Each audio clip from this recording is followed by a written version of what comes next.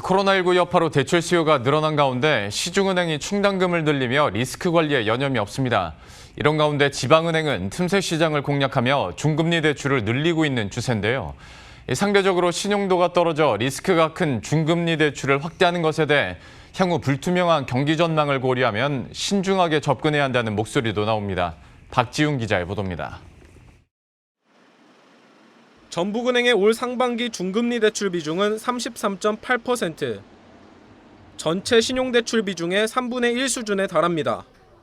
6개월 만에 그 비중이 10%포인트가량 늘었습니다.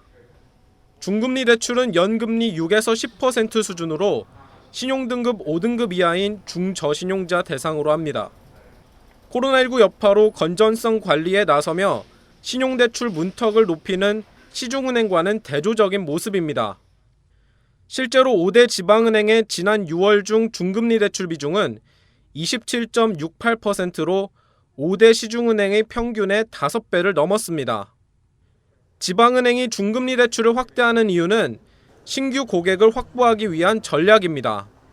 지방은행의 전유물이었던 시금고 운영 사업에 최근 시중은행이 가담하는 데다 은행 간 디지털 경쟁도 치열해지면서 신규 고객 확보가 절실한 상황. 코로나19로 금융권에도 변화가 일어나자 지방은행은 중금리 대출 시장 공략과 차별화 전략을 구사하고 있습니다. 다만 중금리 대출은 연체 리스크가 큰 만큼 지방은행의 건전성을 우려하는 목소리도 나옵니다.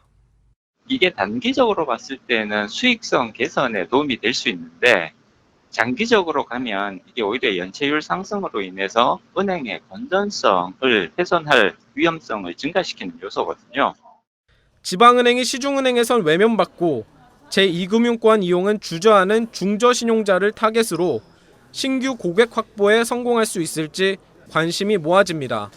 머니투데이 방송 박지용입니다.